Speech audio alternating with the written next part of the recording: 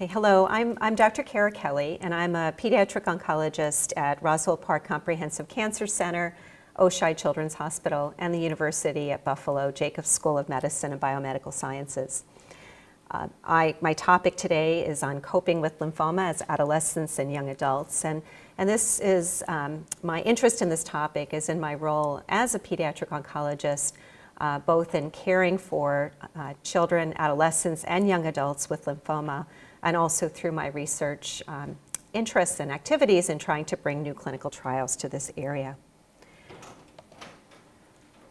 Now, my disclosures are listed here. My institution received funding from Merck through the Children's Oncology Group for oversight of a clinical trial, and I'm a member of a non-paid Adolescent Young Adult Lymphoma Scientific Advisory Board for CGEN.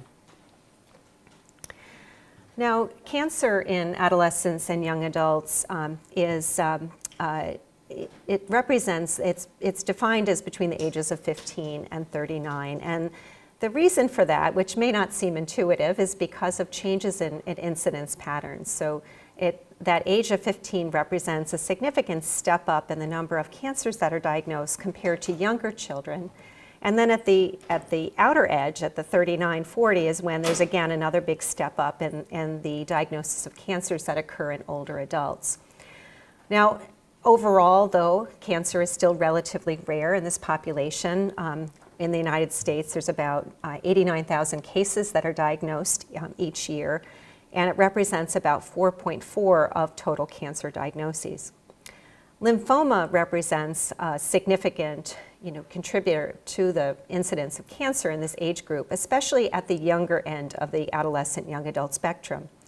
As you can see on this graph here in the light blue, it represents the percentage of adolescent and young adult cancers that are diagnosed in the different age groups. So in adolescent young adults ages 15 and 19, lymphoma is the most common type of cancer it's seen, 22%. 20 to 29, it continues to be one of the more common. It's the second most common.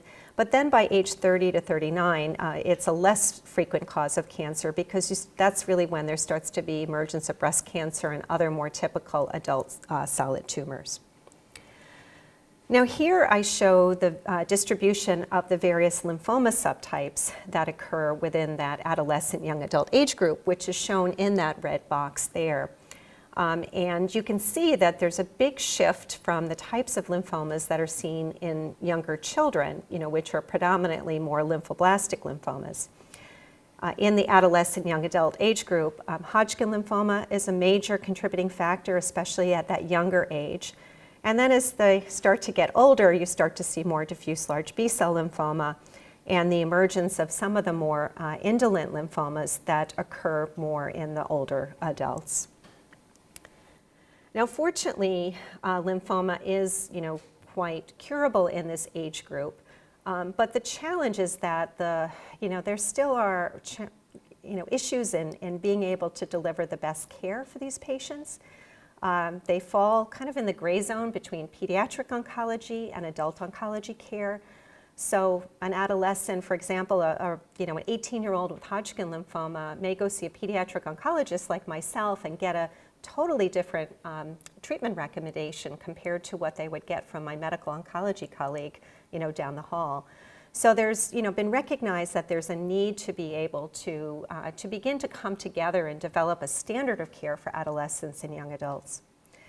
Additionally, there's just a lot of challenges related to having cancer at this age group that are very different than what is observed in younger children and older adults. That's really what the focus of my talk is going to be today, is to highlight many of the issues that, that patients experience, and also some resources and ways to be able to kind of help get through this really challenging time. So, one of the issue for this group of patients, it really has to do with sort of the developmental changes that occur. Adolescent young adulthood is really a significant developmental period for people. First there's the physical changes that occur during adolescence.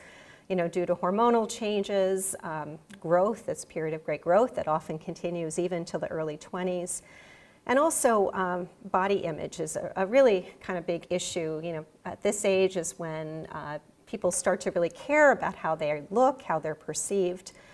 And that has to do in large part because it's a time period where one is beginning to move away from their family and have their peer network and develop their self-esteem, and that becomes way more important than like the family ties, which are more typical in the younger children. Additionally, it's a time period where people are beginning to launch their academic careers. They're starting their first jobs. They're trying to figure out what they want to do with their lives. From an ethical standpoint, they're figuring out their personal identity. Risk-taking often occurs in this time period, figuring out where they fit within the world, beginning to make decisions on their own. And also a time of figuring out from a spirituality standpoint, faith community, making their own decisions rather than just following along of what their parents may have previously taught them to do. So you take all of that normal development and then you throw a lymphoma diagnosis on it, and it can be incredibly challenging. You have all of a sudden you have lymphoma and you need to get support primarily from your parents or from other relatives or sometimes from friends. But it tends to, you have to be away from your peers. Lymphoma is, as I mentioned, it's still relatively uncommon. Cancer is uncommon in this age group. It's only, about 4.5%. And so most people, you don't have, and you don't know people in your age group that have had lymphoma or another cancer. Your peers don't know people that have had this experience. They don't know how to act. You don't know how to act with them. There's this anger and resentment. Why did this happen to me and not to someone else? Many adolescent young adults, struggle with relationship issues. Who do you tell? How much do you tell? When you tell people, how are they going to act? A lot of times, again, because people have not had an experience with this, they're awkward or they don't know how to support. And so it is something that can be challenging. Additionally, a lot of the therapies that we use do have impact on body image. Many of the therapies, such as the steroids that are part of many lymphoma regimens, can cause abnormal weight gain or can cause bloating, can cause acne, which can interfere with how one looks. Some therapies are very intensive, bone marrow transplant. There's significant weight loss associated with that. Our newer therapies can have skin rashes. So there's a lot of body image issues. Hair loss, is another huge thing, which has much more of an impact than it does on younger children or older adults. So, trying to deal with all of that. And then also, unfortunately, too, many of the therapies can lead to sexual dysfunction. And, this sexuality is a big part of this age group, too. And so having to deal with that, not feeling comfortable talking about it, these are all the struggles that many young people with lymphoma face. In addition, there's the disruptions to education, work, and career plans. It's pretty unusual for adolescents, young adults in this age group to be able to fully keep up with their schooling or with their job. And that can have ramifications for many years down the line. It's often hard to kind of catch back up on that. There also are financial considerations. Unlike an older adult with lymphoma who's, has savings or has more of a support, has been in a job for a longer time period, these young people are less likely to have that job security or have the savings to support themselves. And although there are improvements with the Affordable Care Act, and now, many of the young adults still can get health insurance coverage, but especially for the older young adults, there's, challenges with being either uninsured or underinsured to be able to help cover the very high cost of medical care in this country. So studies have shown that there's much higher rates of bankruptcy in this age group compared to other groups of patients with cancer. And the other thing I should note is also the impact of paying for student loans. Many people, have to start making payments and then don't have the resources to do that. And figuring out how to get deferrals and manage all of that can be quite a challenge. So there have been a lot of studies that have tried to really quantitate the impact of all of these psychosocial stressors, and I'm sure it's no surprise to any of you that the rates are quite high. Research has shown that 44% of adolescents and young adults report post-traumatic stress disorder symptoms. 31% report moderate to severe levels of anxiety. 62% express worry. I think, honestly, I think some of these numbers underestimate. And as mentioned before, that sexual dysfunction is very frequently reported. I came across this quote and kind of summary of a patient, which I think really speaks to the challenges that adolescents and young adults have, and many of you may have experienced similar stresses. It says, imagine looking in a mirror and seeing a stranger's face staring back. Recently, a young adult patient coping with gradual hair loss described this unsettling experience. Looking in her mirror, she saw someone with a confusing future, a disrupted sense of self, a deferred dream of completing college, and a new label of cancer patient where athlete used to be. So I think as many people ask me as a pediatric oncologist, it must be difficult to take care of children with cancer. I think that adolescents and young adults are probably even, have a much harder time because of all of these, issues that they have to face.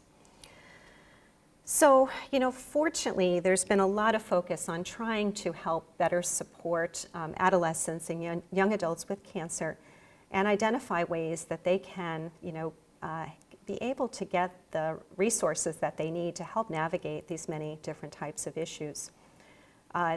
There was this whole field of adolescent and young adult oncology really came to the forefront in 2006 when there was a major panel that was convened. It was and issued a report. It was the Adolescent Young Adult Oncology Progress Group report, and it really was a call for action for the medical community to identify ways to help better support patients. And so lots of research has come out since that time.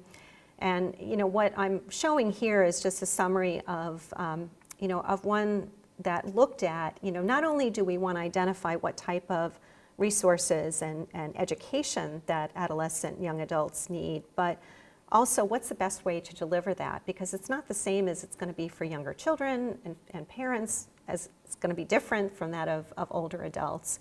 And so what this one study showed is that the adolescent young adults liked group programs for certain types of education needs. How to deal with feelings and being able to share examples, getting medical information. So programs such as this one that Lymphoma Research Foundation has supported is a great way of bringing people together in a group to learn more about this. Coping strategies, finding meaning and purpose, and also dealing with relationships. But on the flip side, the study also identified that there were a number of areas that were best done more privately and through either one-on-one counseling or counseling with patient and their partner. And that includes dealing with anxiety, the financial stresses related to the illness, how to process sad feelings, sexual health and intimacy, and also stress management. And so, fortunately, many cancer centers and hospitals that treat adolescents and young adults do have dedicated program for adolescents and young adults. What I'm showing here is a program that we have at Roswell Park up in Buffalo. It's our young adult cancer program, and led by my colleague Denise Rokitka. And what the program does is it really provides that more kind of psychosocial support that our patients have identified as a need. So we have a psychologist that can either meet directly one-on-one or through telehealth to help work through a lot of these feelings, anxiety, stress, the emotional side of it. But also there are a number of recurring group events. Some of them are social, such as a meetup on a coffee shop on a regular basis. Others are more skill building, like learning about wellness and integrative, medicine to help support symptoms, or, special topics and retreats. But having this type of dedicated program support will help people to get through it. And, as this quote from one of our patients, says it very well, you don't even realize you need it until it's there. And so I would encourage all of you to, seek out programs, at your facilities, and if not, to ask around, because there are a lot of resources, but it's just sometimes difficult to connect people directly. There's also been a lot of research aimed at trying to help identify, interventions that can make a difference so that they can become a standard of care. This is one example of a study that looked at a program that was aimed at promoting resilience in adolescents and young adults with cancer. And so there were there was this core, 4 sessions and then some extra add-ons where the participants would learn different, skill sets of managing stress, how to kind of reframe, their feelings, just all like aimed at trying to give them the skill sets to be able to do so. And then the researchers looked at what impact it had on various aspects of quality of life. And as shown, here in this figure, that across the board, there were significant improvements in these quality of life domains for the participants that went through the program compared to those that don't. So, these type of initiatives are really do make a difference. And so I would encourage all of you, to look into it and consider it, especially if you're challenged with many of these psychosocial stresses, which are incredibly common. As I mentioned, financial toxicity, which is kind of a field now where, which is really aimed at trying to better quantitate the impact of a diagnosis of cancer on the individual as a means of being able to better develop interventions to help, prevent it from coming, or to help people who experience it to have better outcomes. And, unfortunately, this is a really significant concern for adolescents and young adults for all the reasons I mentioned before. This particular analysis, which took data from the National Health Interview Survey. This is a big questionnaire that goes out to thousands of people in the United States at regular intervals. And so they looked specifically at adolescent young adult cancer survivors and compared it to adults without a history of cancer.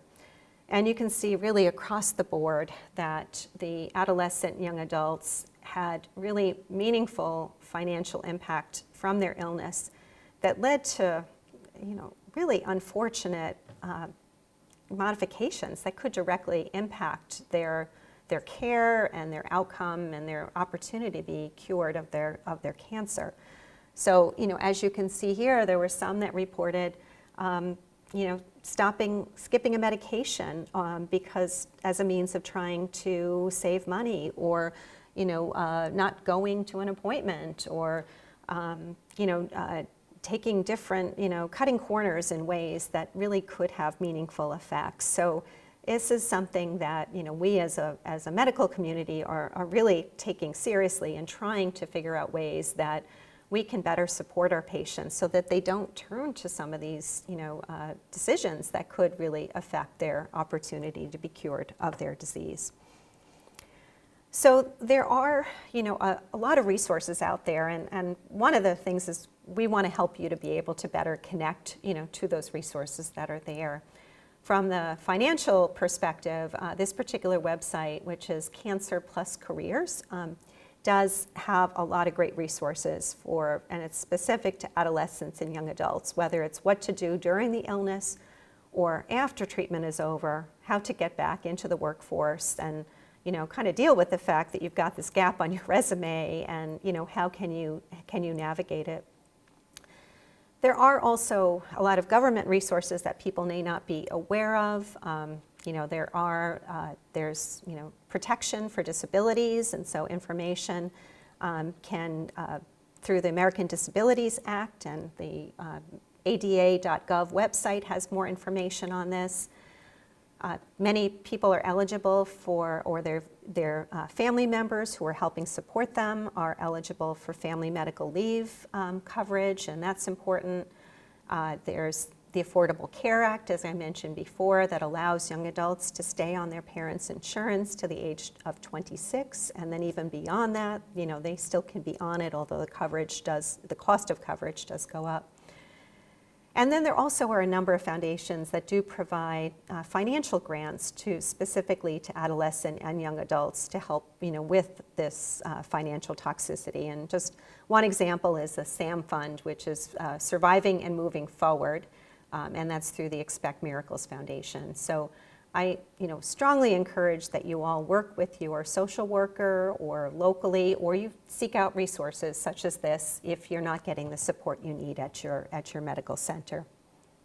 Okay, so now I'm going to shift and talk more specifically about the fertility impact of cancer treatment. Although this is important to younger patients, but it's particularly a critical issue in the adolescent and young adult patient population.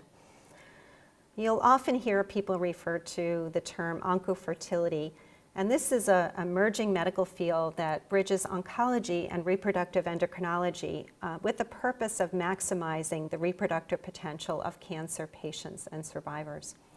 And I think it's also important to be aware that the National Comprehensive Cancer Network guidelines, which is something that we as oncologists follow, does strongly recommend that all patients of reproductive age should undergo fertility counseling at the time of cancer diagnosis.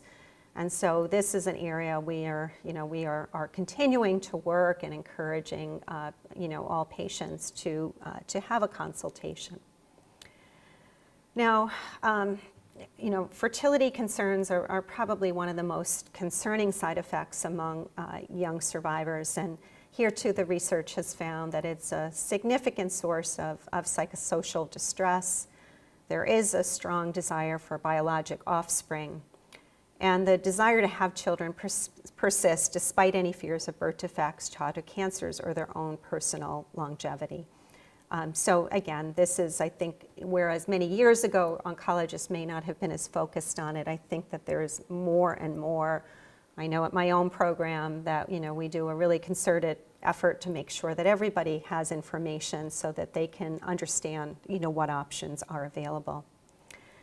Now, to kind of understand the impact of what happens with cancer treatment and fertility, infertility risks, I'm just going to take a step back and talk a little bit about ovarian and testicular physiology.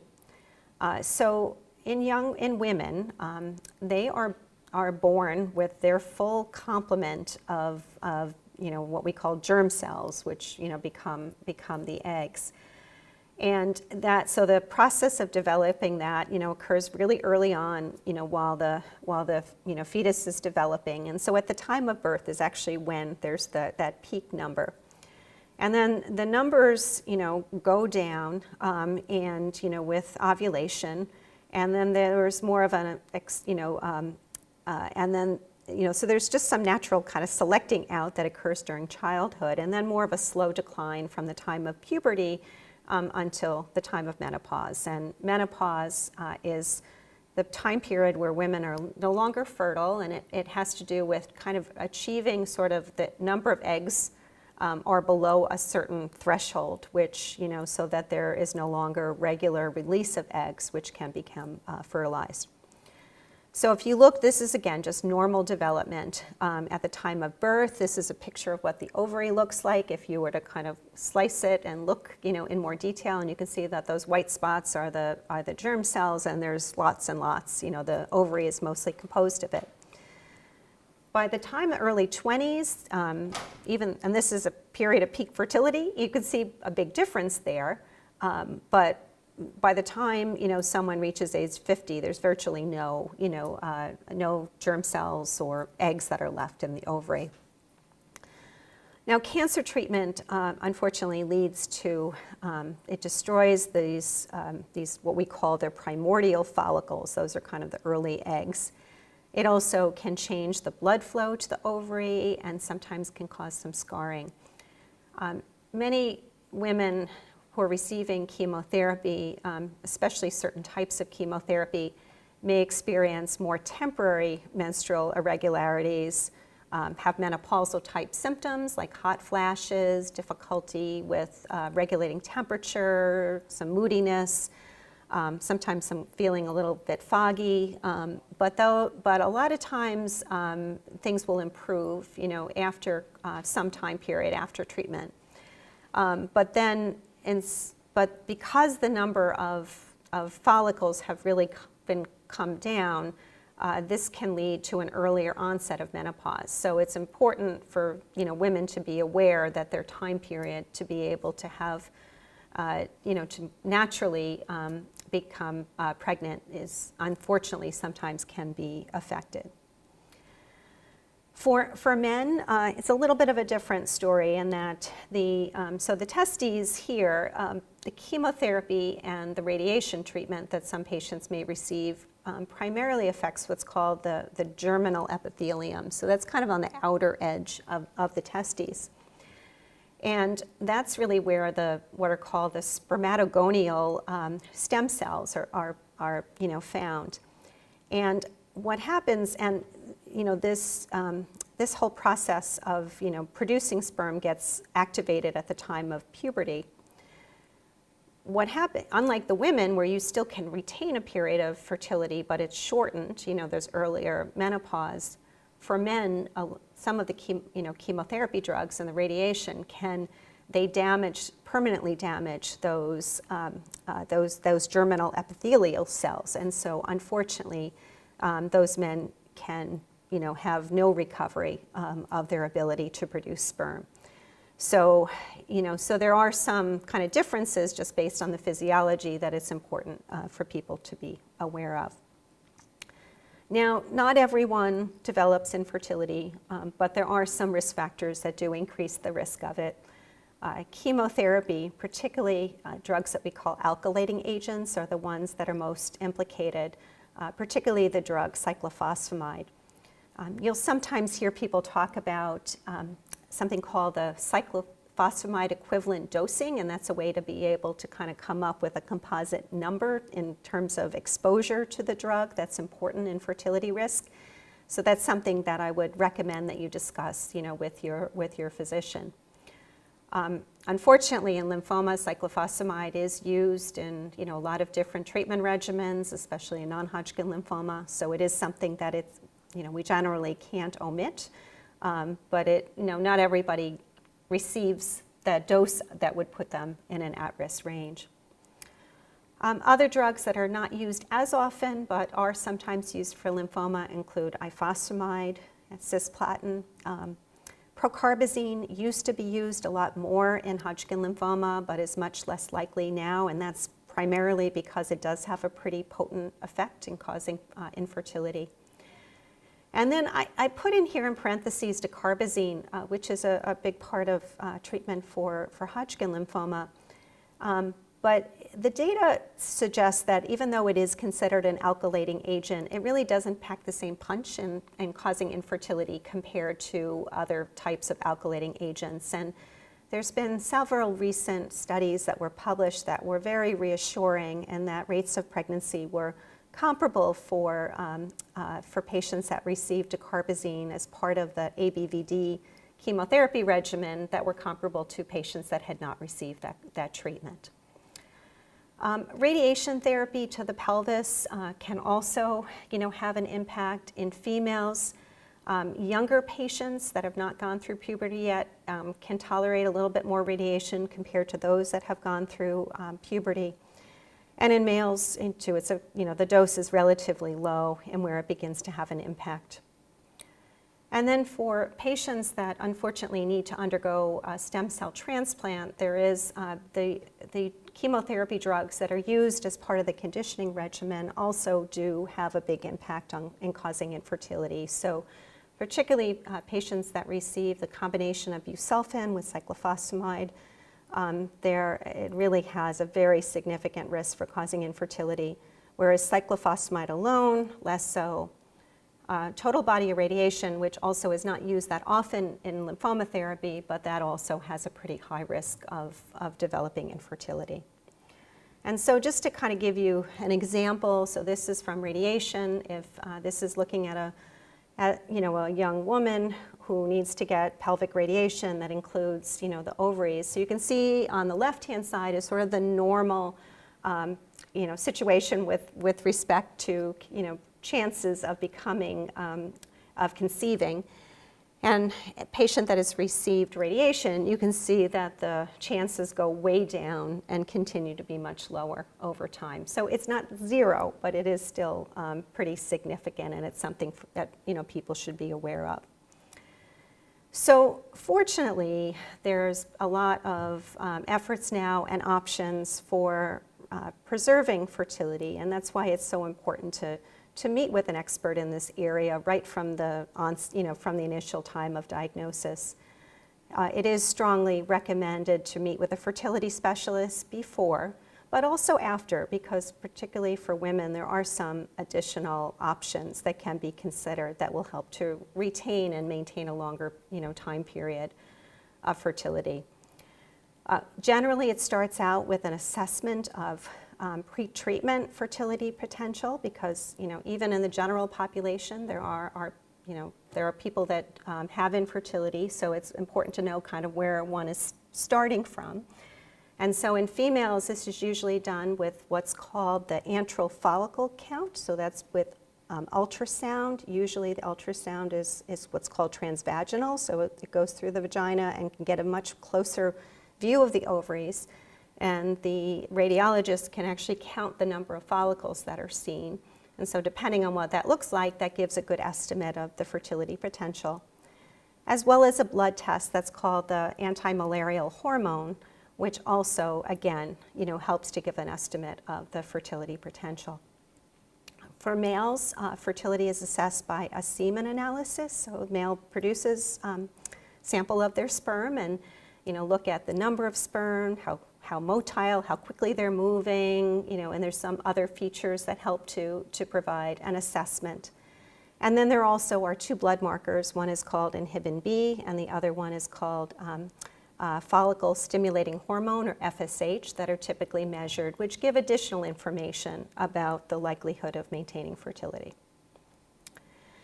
Now for women, there are a number of different options which I'll go through. One is ovarian suppression. So these are medications that can kind of temporarily cease ovulation during cancer treatment to try to retain some of those follicles, some of those eggs. There's egg and embryo cryopreservation, or whole ovarian tissue cryopreservation.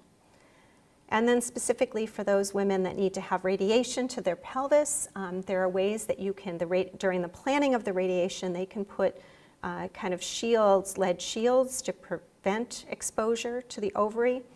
Or in some cases, even through a surgical procedure, take the ovary and move it to a different part of the body to keep it outside of the radiation field.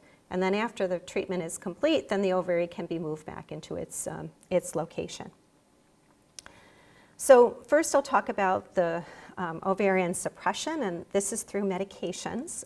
And these medications are called gonadotropin-releasing hormone agonists, kind of a long name. The two ones that are most commonly used are leuprorelin, the trade name is Lupron, or goserelin, called Zoladex.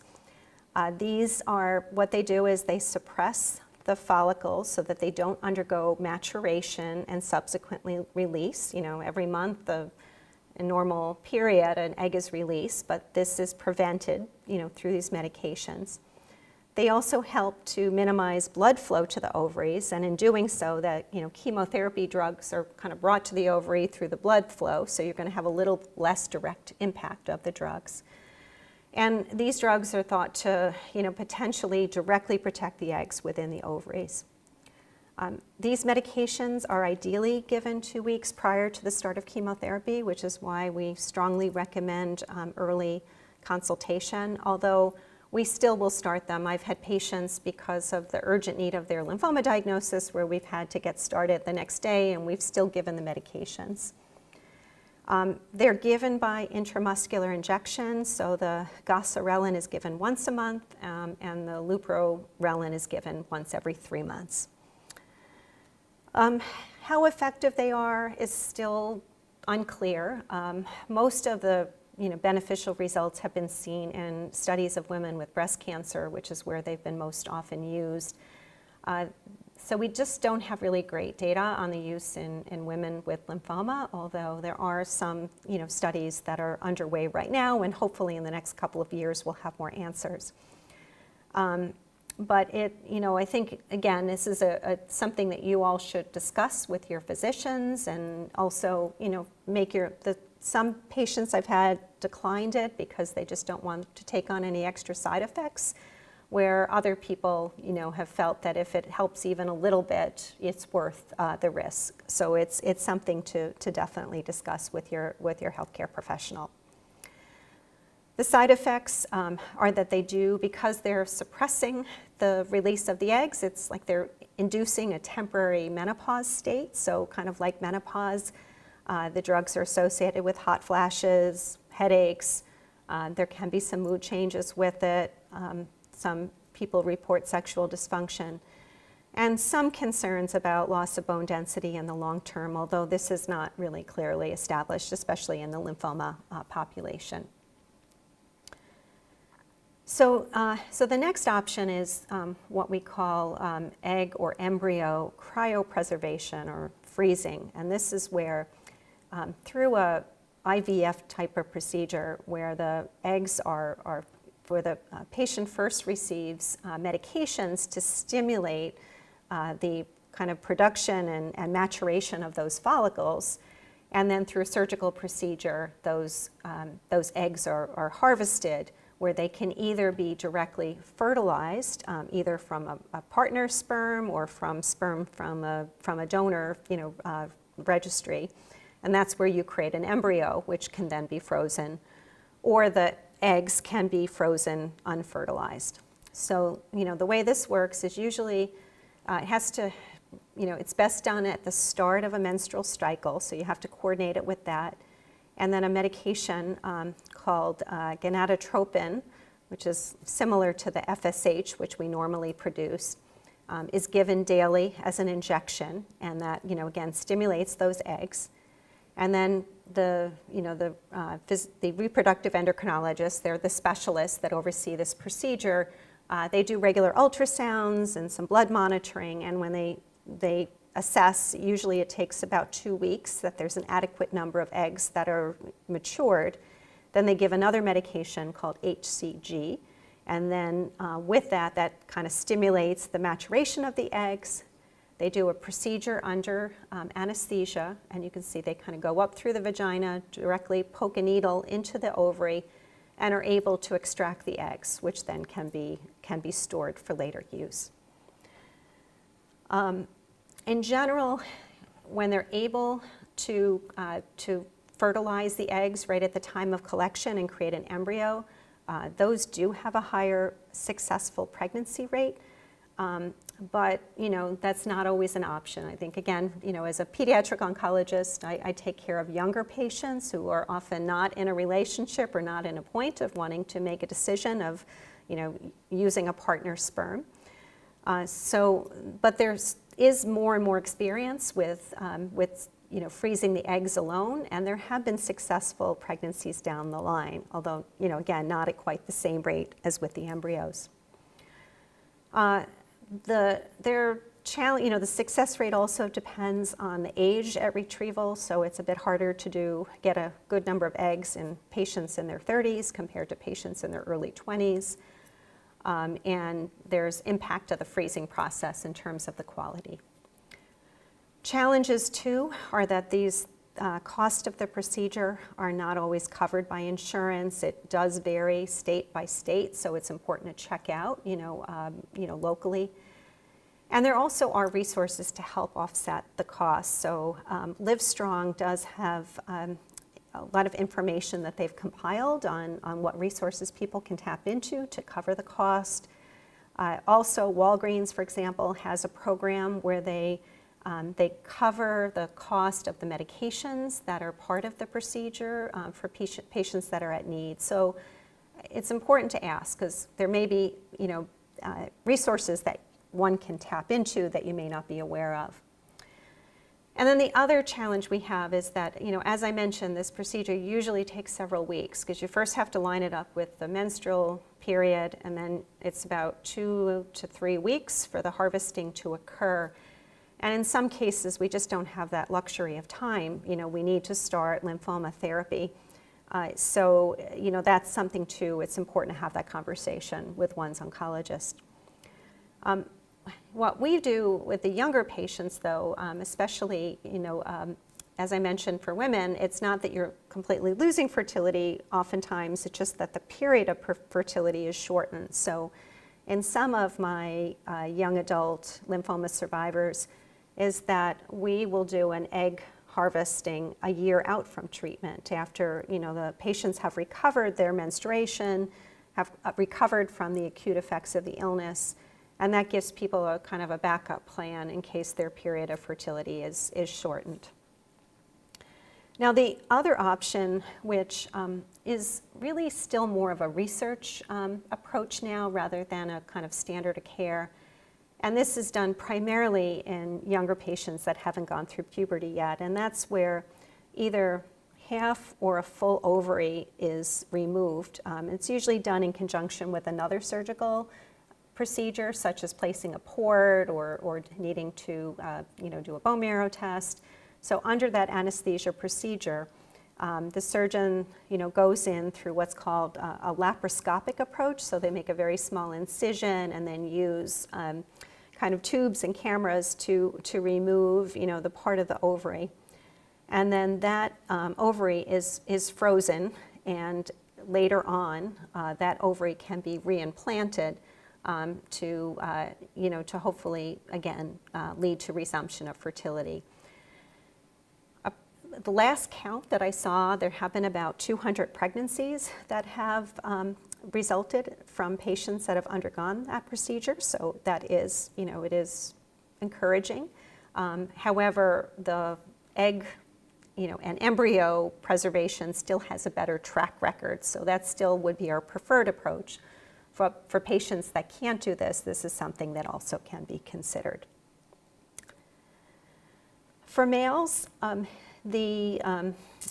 similar with the use of radiation, testicular shielding is done whenever possible, especially if pelvic radiation is planned. And some cases too, similar to the ovaries, the testes can actually surgically be moved, out of the surgical field and then subsequently reimplanted. But fortunately in men, at least cryopreservation or freezing of the semen or sperm is a little easier to do. It doesn't require any anesthetic procedures to do so. The limiting factors, though, is that it's really only successful in patients that have gone through puberty. But even among those, especially those adolescents that are kind of more recently through puberty, they're sometimes can be difficult for them to produce a sample because of anxiety around it. They're sick, they've just been diagnosed with lymphoma, they're uncomfortable discussing it with the medical staff or with their family. So this is something where many cancer programs, again, have experienced staff that can kind of help coach these young patients through the procedure. Other challenge we see is that some lymphoma patients, because of the impact of their disease and all the inflammation that's associated with it, even when they produce a sample, the number of sperm that are present are often markedly diminished. And then similarly to the women, the cost of the, more so it's the freezing cost over time. Again, it's not as expensive as doing that IVF procedure, but there still are costs that are associated with the annual freezer space to maintain the semen. However, there are resources that are available to help support patients to do that. And then similar to for those patients that have not yet gone through puberty, there is the option for testicular tissue cryopreservation. And that's where, again, either a piece or a whole testy is removed with the goal of being able to then later reimplant the testes and produce the sperm. This too is very experimental, and there have not yet been pregnancies resulting from this type of approach. So stay tuned. Hopefully we'll have more success in the future. I mentioned, for males that they're, the challenge we see is, this study looked at patients with lymphoma and looked at their semen parameters even before any type of therapy was delivered, and 2/3 of them had abnormalities in, the different factors that are listed here that are looked at. But yet 90% produce adequate sample for banking. And then there is this blood test called the Inhibin B that is also used to help predict semen quality. My experience that, I think even when a small amount is collected, we still recommend saving it, because one is there's better techniques that can use very small amounts of sperm to fertilize an egg down the line. And also, even our best testing is often doesn't always correlate with outcomes. So, I have cared for patients who, based on the type of therapy they received, would have fallen into that 100% risk of infertility, but have subsequently been able to still, maintain fertility. So, I think it's important to have as much information as possible, and also, but more importantly, to take some of these initiatives to try to give yourself as many options as possible. Now, the impact of infertility is huge, and studies have also shown that it does lead to high levels of distress, anxiety, depression, anger. Some people have a negative view of their self, that their body is defective because they're not able to bear children. Sense of loss of control, loss of purpose. It can cause a strain on relationships. Also for single women, it could be, some report a fear of rejection because they're not able to have a child. And I think the challenge that we as a medical community have is that about 50%, one study showed that about 50% of women don't recall having a discussion about their risk of infertility or premature menopause. And this group experienced higher rates of distress and poor quality of life. So this is really where we as a field are working very hard to try to make sure that information and options are getting out there. And if you're not getting that, encourage you to work with your healthcare team to get the information that you need. From a sexual health to, this unfortunately can be a side effect of cancer treatment. In addition, for example, in males, the chemotherapy not only affects those germinal epithelial cells, the cells that go on to produce sperm, but in some cases they can affect what are called the Leydig cells, which are the ones that produce testosterone. And that can lead to low testosterone levels, which can, interfere with libido and cause other problems with sexuality. As listed here are many of the different types of side effects that patients do report. But I think it's important to know that there are things that can help with it. And so there's different types of physical therapy, counseling. Acupuncture has also been found to be helpful in some situations. There's lubricants, there's other devices, medications. And so many cancer centers do have sexual health clinics. And so if one is dealing with difficulties, it's important to seek it out, especially since these clinics really understand from the perspective of a patient with cancer and what the impact of their treatments are. So would encourage you to seek out these resources. Again, at my center in Buffalo, we have a dedicated sexual health clinic for cancer survivors, and they do work individually with patients to find a remedy. After therapy is over, there are unfortunately there is risks of long-term side effects from the treatment. And this is shown here. This is a list that was from a very recently published review paper that describes the type of different long-term effects that can be seen. I think it's important to keep in mind that not everybody develops, so just, it can happen, but the risk of developing some of these complications can be small, but it is important to be aware. As a field, we are working to try to reduce those risks. So for example, we use a lot less radiation than we used in the past. Radiation therapy can be a major, culprit in causing many of these side effects, particularly, risk of subsequent solid tumors like breast cancer from chest radiation, or risk of having heart disease, again, from radiation that has scatter effects on the heart. We're also moved away, with all the new therapies. I think as people are hearing about, like immunotherapies, we're able to move away from high cumulative exposures to chemotherapy, doing less stem cell transplants, and we're very hopeful that that'll also further reduce the risk of many of these complications. But there also are a lot of unknowns. The immunotherapies are still have relatively short follow-up. Bispecifics have been around for only about a decade or less. CAR T cells, similarly, checkpoint inhibitors, these are more recent drugs. So there's a big initiative now in really tracking survivors and looking to see, are there any long-term side effects of the treatment that we need to be aware of, and we need to intervene sooner. And I think this is especially critical for adolescent and young adults who still have a very long lifespan ahead. It's different when you're, when you're 75, but when you're 30 and you've got another 50 years ahead of you, it's important that, that monitoring occur.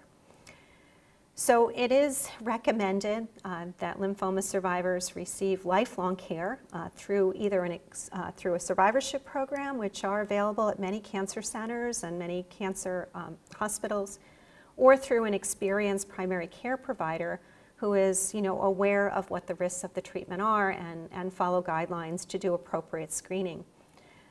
We recommend that every adolescent young adult receive a treatment summary and an individualized survivorship care plan, which outline the different types of testing and the frequency of testing that should be done.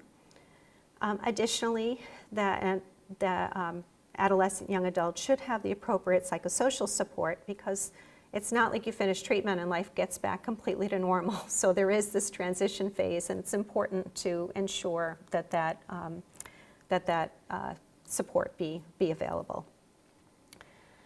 So this, I think we're still really trying to best tease out, what the risks are, and we know that they differ according to age. So, for example, I mentioned, patients, particularly Hodgkin lymphoma patients who receive chest radiation, and in women there is a risk of subsequent breast cancer risk. That risk, though, is really greatest during women that receive it during their teenage years, when their breast development is kind of the most, that's when the breasts are dividing and they're creating the breast tissue. Whereas somebody who's, 35 is not going to have that same risk because their breasts are fully developed. So we as a field are really working hard to try to tease out, like, what's the risk in younger children, what's the risk in adolescents, young adults, older adults. So this is just one example of a study that looked at late effects in adolescent, young adult survivors of either leukemia and lymphoma. I know it's a little hard to read, but if you look kind of more closely under each bolded area, that third row, has the specific risks for the lymphoma survivors.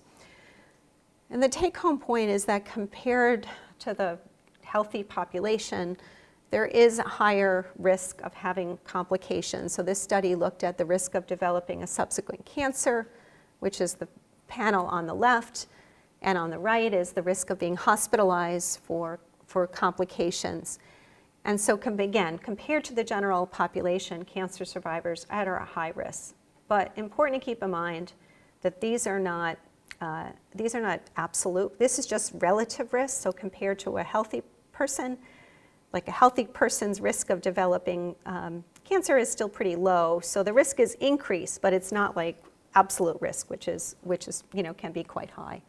But I think the take-home message here is this is really underscores the need for continual monitoring to make sure that any possible interventions be done to help mitigate those risks. So this is just kind of an overview of the type of late complications affecting different organs associated with different treatments for lymphoma that we are on the lookout for. For example, patients that receive bleomycin are at risk for getting lung injury. Patients that receive radiation can have a risk of breast cancer, thyroid cancer, heart failure. Already discussed the reproductive risks. Certain drugs can cause neuropathy symptoms. The checkpoint inhibitors, do have some autoimmune conditions. So knowing these potential risks, what we do is, and also radiation too, and I think the important thing with radiation is that over the years we've been moving from giving radiation to larger areas, which affects more of the normal tissue, to really more focusing on the lymph nodes. So, this particular figure shows you on the left is patients that were treated with radiation in the 1970s and 1980s. The radiation, that little area in the center is a lymph node, but there's lots of areas outside of the lymph node that were included in the radiation plan. And so that affected the breast tissue, it affected the heart, it affected the thyroid gland and the neck. And that was associated with the black bars show a much higher risk of long-term complications.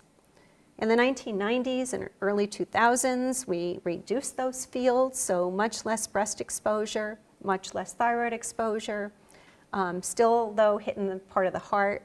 And now in our contemporary, where we need to use radiation, we have much more narrow fields. So we're not hitting the heart so much, we're not hitting the breast tissue. And so we are hopeful that that's going to translate into lower risk of long-term complications.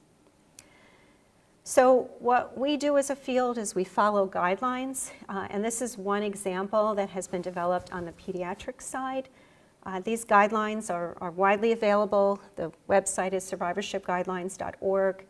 And what they do is based on the treatment exposure, it gives recommendations for what screening tests should be done and how frequently they should be done. So it helps, particularly for patients that are receiving follow-up care through a primary care provider, that they can use these guidelines as a way of making sure that they're following, kind of recommended frequency of testing. And so this one, for example, is for radiation. Here, this one is specific for the anthracyclines, doxorubicin, and it does help to give people, kind of helps to provide some structure and consistency. So I think I want to emphasize that, we are getting better as a field. This is looking at outcomes in adolescents and young adults with lymphoma. And you can see that survival is steadily increasing, and the adolescent young adults, they're the red curve there. They're right up at the top. They're doing as well as the younger pediatric patients are. So we are making a lot of progress. We have still, though, challenges in helping to better support patients. We know that our current therapies have a really significant impact on quality of life.